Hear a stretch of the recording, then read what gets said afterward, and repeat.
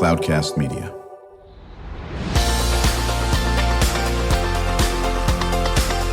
Drew Schlosberg Spotlight on the Community Show, amplifying the voices of social impact organizations, entrepreneurs, local nonprofits, and other community champions who shape the culture, creativity, and connectivity of San Diego. Brought to you by Mission Fed Credit Union, bringing good things to San Diego for over 60 years. Learn more about what is good for you and good for all by visiting www.missionfed.com. I'm Drew Schlosberg with Cloudcast Media, and I got to tell you, this is a red letter day for the Spotlight Show. Another one of my phenomenal longtime friends. We heard from Neville Villamoria earlier. He's going to join me in this chat with Dr. Ken Druck. We just heard from Dr. Liz Johnson as well. And Ken, how long have we known each other? Oh, way long time. A way long time. And I remember when you founded the Jenna Druck Foundation, your daughter died tragically, overseas. And then you started this foundation, and you and I have been very close ever since then. And 1996. 1996, my God. Well, how old? I'm 107 years old now, for God's sake. What the heck happened there? But as Liz and Charles were talking about earlier, communication is in your wheelhouse, and it is with Neville's as well. You've written yet another book, okay, How We Go On. And so first of all, talk a little bit about your background. I know Neville's going to join in with some questions as well. I gotta say something, Drew. To walk into this room, I have the honor and pleasure and the privilege of sitting in many rooms in front of cameras and microphones and speaking to audiences worldwide.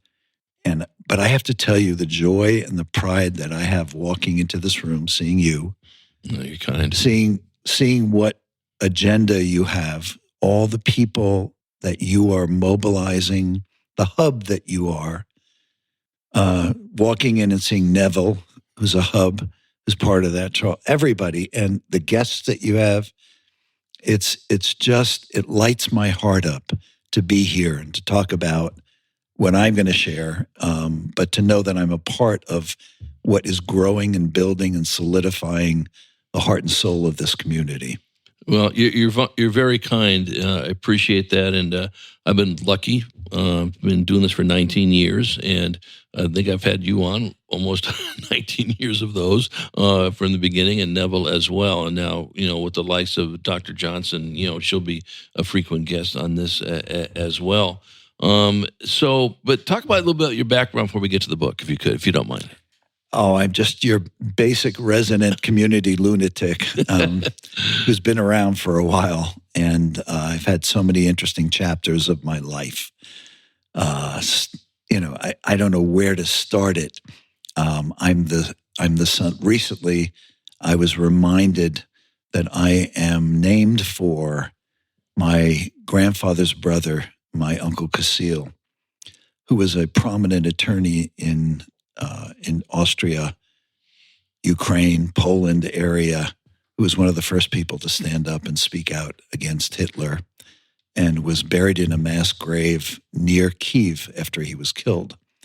And so everything happening in Ukraine has triggered the memory that, of where I come from. And I think all of us, sometimes we're asked to think about whose shoulders we're standing on, what our ancestors were doing, where they've come from. And in most cases, our ancestors have gone in the last century, have come from someplace else to settle our lives in this great land. And when we think about what's happening in the country right now, the division, the questions, the destabilization of everything we've gotten comfortable and familiar with, we all have to think about, where did we come from? What did we have to rise from? What newfound courage did we have to summon to go forward? And so many of the elements, when I listen to your programs, I hear people talking about bringing leaders together to share a vision, people sharing different perspectives so we can rise together on common ground and all the elements of what is so desperately needed right now in our community, in our own hearts, in our own development as people, as leaders, as thinkers, as citizens. And so my life has been a series of different seasons and different chapters, and starting with training as a clinical psychologist, which has been great. It's great to be called Dr. Ken when I'm making restaurant reservations now. Other than that, I'm Ken, or I'm Dr. Ken. Well, listen, and everyone knows Ken, he was and still is a leading grief counselor, and one of my colleagues used you when her young kid passed away. Just couldn't believe it. And she said that, I'm seeing some guy I think that knows you. And I said, who is it? I said, you're in great hands, and so forth. So thank you. And then you started writing these books. But Neville, let me do this. I mean, you and Ken are just kindred spirits, to say the least. When did you first run into Ken? It was actually at the inception of the Jenna Druck Center, when he was looking for some help in telling the story and articulating, getting the word out, and turning his pain, his stumbling blocks into stepping stones for other families, and had the privilege of helping shape that narrative and put that call out authentically about why that mattered. Well, it does matter, and he's been on this great trajectory. And I'm going to consider this year a success when I finally go to a Padre game with him that we've been promising for how many years now? Oh, lots of years. Okay, well, we're going to make that happen. How We Go On is this book that your latest book, correct? It's a thread. When I started thinking about, because I didn't write this book wrote me. When I started thinking about what have I been doing for the last 20, 30, 40 years, the thread that runs through all of it is what we all do, how we meet the moments in our lives, whether it's challenges, changes, whether it's losses, or whether it's opportunities. We meet the person of our dreams, or we get the job of our dreams, or we're standing on the edge of an opportunity to accomplish something that we've never accomplished before, or that has never been accomplished. So how do we meet that moment? How do we go on is about that. And it's about summoning that courage. It's about clarifying what we want is, what's the good result, what really matters, so we can prioritize through all the noise. There's so much noise going on and distraction and so many things pulling our attention. We have to get focused on what really matters and draw a critical path to the completion of those goals, those aspirations, those dreams, and those good results, not just for ourselves, but, now a grandpa, talk about the chapters of life. The way I started the morning was my daughter calling and saying, Dad, can you come over and watch the boys for an hour and a half? Our nanny just got was rear-ended on the highway, and we have to go to a parent meeting. So through all the blessings, the opportunities, the changes, and the gifts, how do we meet the moments? Because we're all having a what now moment. You and everybody for everybody who's listening, is having some kind of a what now and what if moment. And how we show up in that moment defines the character of our lives. It defines the character of who we are. Right. And our future. Yeah, there's no question. We're chatting with Dr. Ken Druck, who's the founder and president of Druck Enterprises, the author. Oh, what book number is this?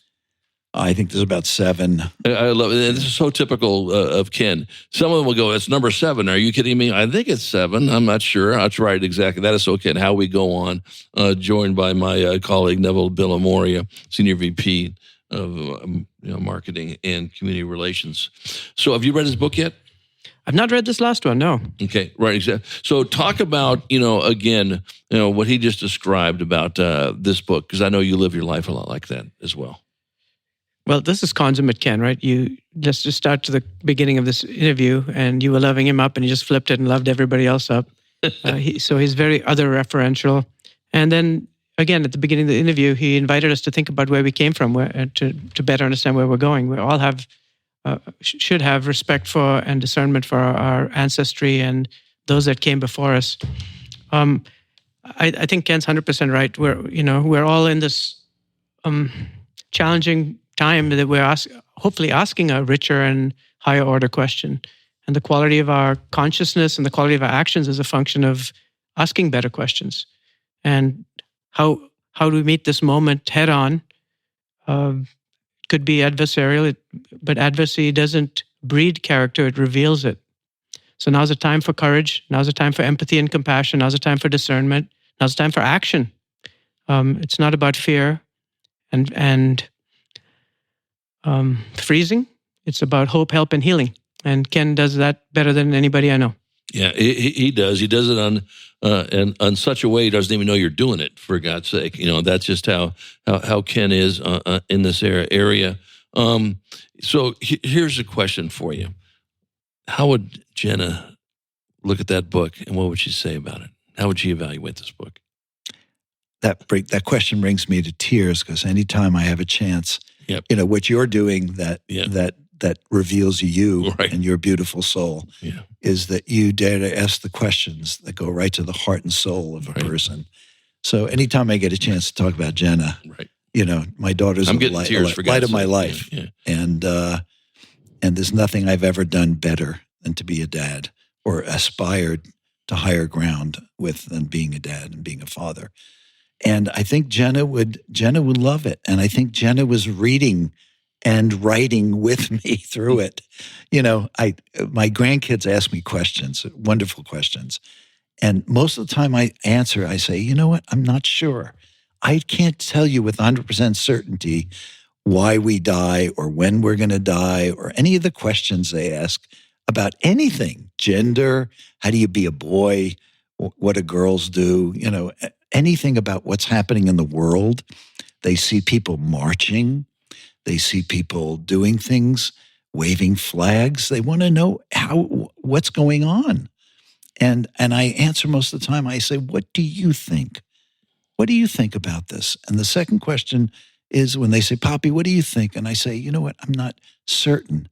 I'm really not certain. And I think Jenna loves more than anything the willingness and the ability to make peace with the things we're uncertain about, to not have to know with 100% certainty, to not only bet our faith, say, hey, here's what I hope it's all about. Here's what I hope happens when we die.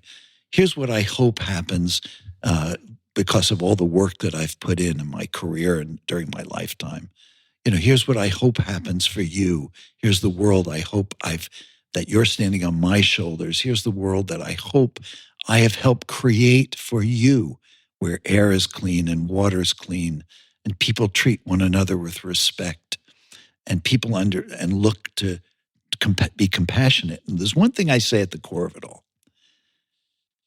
Catch yourself with your foot on your throat and treating yourself with impatience, judgment, harsh criticism, blame, and as though you're in a courtroom with only a prosecuting attorney, and move your hand down to your heart and learn how to talk to yourself with kindness, with understanding, with patience, especially with patience, with support, with compassion, because self-compassion is the antidote.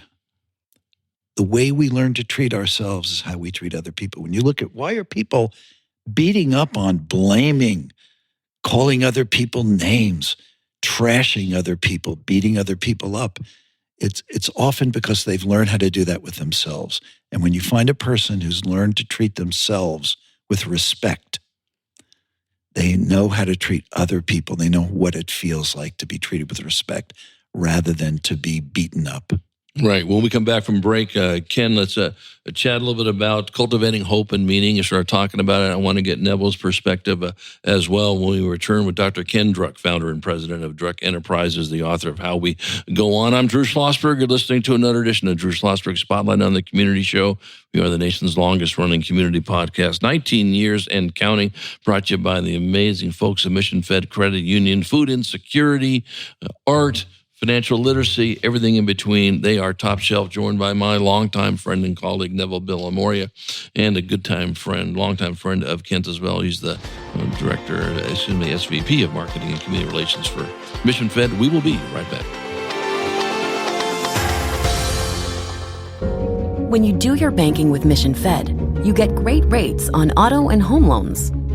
That's good for you, but something good also happens for a lot of other people. We're not for profit, so we put money back into the community to help lots of great nonprofits to keep San Diego strong. So you're not just getting something good, you're doing something good. Come to Mission Fed. It's banking that's good for all. Brand amplification is the DNA of Cloudcast Media, and our code is the powerful blending of sound, voice, and storytelling to lift local brands and their communities. Whether it is our Brandcast, Schoolcast, or Causecast platforms, the unifying ethos is all about this community, the one you call home. If you dare to dream and want to explore the brand amplification of Cloudcast, a national leader in local podcasting and other Winfluence strategies, please visit us at cloudcast.us.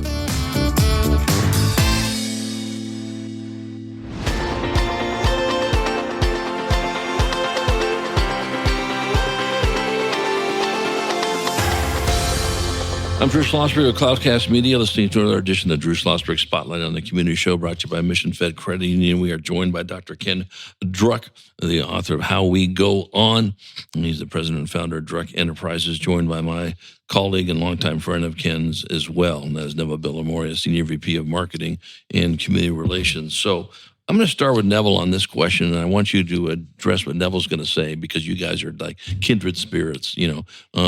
Absolutely, I've been locked together for many, many years. How do you cultivate hope, meaning, loving kindness, joy, compassion, and humility and peace? Peace being something that you cannot say Neville Villamoria and not have the word peace in there, because he's all about that. So how do you do all that? Come on, that's too easy. Give me a harder question. Who's buried in Grant's tomb? Okay. In all due seriousness, I think Ken started before the break speaking to just the self-talk, right? Right. The most powerful stories are the stories we tell ourselves about ourselves. Storytelling is the oldest form of communication. We need a good story, we need a good storyteller.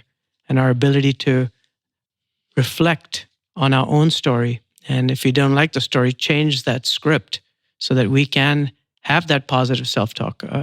If we're hypercritical and it's all about judgment, criticism, self-doubt, and that's the narrative that we're fostering, then that will not lead to hope and healing and joy.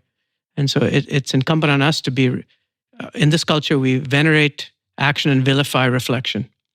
And I think all leadership and all adultship, for that matter, really comes from being more reflective. If we listen to our inner chatter and pay attention to how we talk to ourselves and change that dialogue, that'll change the story and that'll change the state. So I'll start with you on this, Ken, and you can jump in it too. So how do we make that happen, Ken? How do we support what exactly Neville said? How do we hold people accountable? And first of all, how do you hold yourself accountable? We hold ourselves accountable by catching ourselves. If I can catch myself saying something, I hit a bad golf shot, the Padres lose, or I suffer a loss and my heart is breaking, and yet I want to turn on the radio, I want to tune out. If I can catch myself retreating, hiding, denying, repressing, being hypercritical, beating myself up, beating somebody else up, if I can catch myself and have that moment of reflection, it's one of the most powerful things we can do, is to put up a stop sign and say, I'm not going to do that. I'm not going to do that. Stop. When people are grieving a loss, they put themselves in what I call the torture chamber of guilt. I could have done more. I should have done more. Why didn't I do this? Why didn't I say that? And yet it's a one-way ticket to hell to put ourselves in that torture chamber. There's no way out. And to stop us, put a big stop sign in front of that torture chamber of guilt, or that torture chamber of shame, or of blame, or beating myself up, And when we learn how to do that and we lower our hand to our heart and we learn and we start practicing saying something, how could I feel? How could I not feel what I'm feeling? Instead of dismissing our feelings or judging them, saying, how could I not feel scared? How could I not? When we humanize ourselves, when we give ourselves a permission to be a work in progress, not to be perfect, to be aspiring to be more understanding, more forgiving, more accepting of ourselves. And one of the things I do every day that really helps, and this cultivates it for me, I take a walk with the dog every morning. Simple thing. You don't have to be running in marathons. On a dirt trail, I get on the dirt trail with the dog and I ask myself 4 questions. First one is, what's weighing most heavily on my heart? What's weighing heavily? And it's different. And it's today. It's not in general. It's today what's weighing most. And it could be, what I heard in the news, the breaking news. It could be something that happened to a friend. It could be a loss. I just heard within the last hour about a dear and precious person in our community who lost their partner yesterday. So that may be what's weighing most heavily on my heart today. Then the second question is, what's making my heart sing today? What blessing, what gift, what miracle? It could be something so subtle. It could be something my 5-year-old grandson said to me, Papi, I love you. Or can I come over your house? Can we go swimming this weekend? The third question is often, what does today afford me the opportunity to let go of a little bit more? What do I need to let go of? What grudge, what anger, what resentment, what's built into hatred, what attitude that keeps me stuck? What could I let go of that would be good for me? It would free me. It would lighten my heart. It would lighten the world. It would make me easier to be around for the people that love me. And the last question I often ask and you can ask anybody who's listening can make up whatever questions they want. And the last question is often one of gratitude. Just what can I be so grateful? If I fell to my knees to say thank you, what would I be saying thank you for? This life, a day in this life. Sometimes that's all it is. It could be the people that love me, even if I'm lousy at receiving it. I discovered a couple of years ago, I'm a broken receiver. People have been trying to tell me they love me or appreciate me. And I say, oh, thanks so much. I kind of deflected. I used to I give a speech and I'd run off the stage. I've now learned to put my hand on my heart and to take in the applause, to take in the love that people are showing me rather than to dismiss it or deflect it or minimize it. For whatever reason, people do that or I do that. So I think those are some ways that to cultivate the courage, the humility, is to put it into practice in a way that feels natural to you. Right. How do we get your book? You know what? Go on to howwegoon.com and you can get it. If you like listening to my voice, you can hear it on an audiobook. Go to Audible. I think it costs $2. You can get it by going on to howwegoon.com. Right. And I encourage you to look at some of Ken's other books as well. I'm Drew Schlosberg of Cloudcast Media, listening to another edition of Drew Schlosberg Spotlight on the Community Show, brought to you by Mission Fed Credit Union, 6 days of doing just great things. So, Neville, you're about 7 books behind. I don't know. I shouldn't say that. Have you written a book yet? No, I just write a weekly blog. But that's same sentiment. Get some positivity out in the world every day and meet the moment. No, whatever's weighing on my heart, I think is most important to articulate. That's where it shows up. Well, as you know, Ken, Neville is, again, Dr. Liz Johnson, and we were just having this conversation. Like you, Ken, is an amazing communicator. He is very thoughtful. He's a thinker, and I always appreciate him coming on and sharing his 2 cents on these things. And I know, Neville, you and I have talked about this offline, online, everywhere, in between lines and all this. This is the time to not be at the sidelines. This is the time to, and however you are off the sidelines is fine, but just don't be on the sidelines. And you need to speak from your passion, from where it comes from the heart, the brain, and everything on this aspect of it. That's why I appreciate the heck of both of you so much, because you're gonna get that. Any final comments, Neville, before I turn it over to Ken? I just invite you to think about the questions that Ken invited us to consider every morning. Every day is a new day. We get to start life fresh. We can learn from our history, but we can determine our own future based on how we meet the moment. So it is up to us. Ken, any final comments? Yeah, two quick ones. First one is asking ourselves, because of what's happening in our community, in our country, how do I become part of the solution, not part of the problem? We can all pour oil on the fire by being impulsive, vengeful, whatever. How do I become part of the solution in the way I treat other people and the way I show up in my community? And that's critically important. And I think that's where and the other thing is to keep it all in balance. Go to a Padres game. Keep it all in balance. I came in today wearing my Padres shirt, Drew, because I want us to go to a game. We will.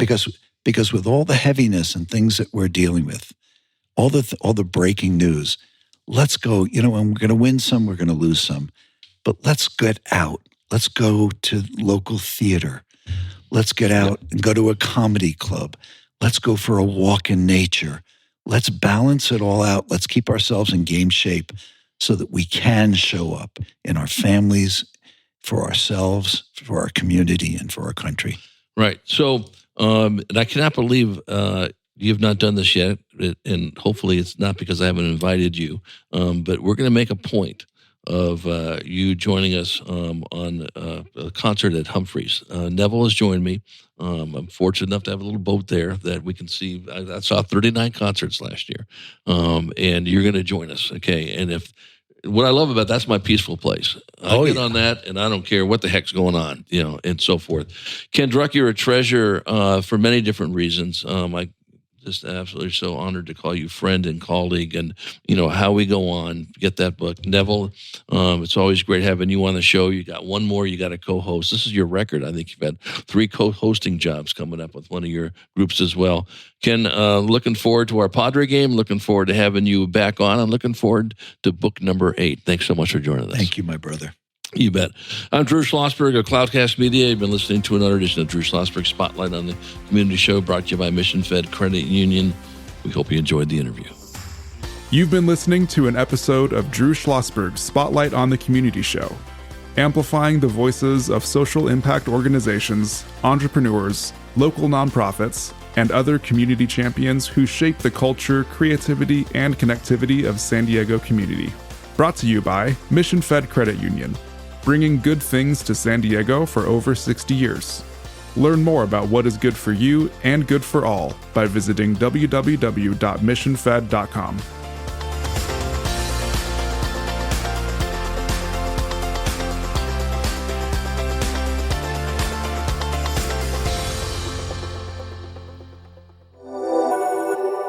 Cloudcast Media.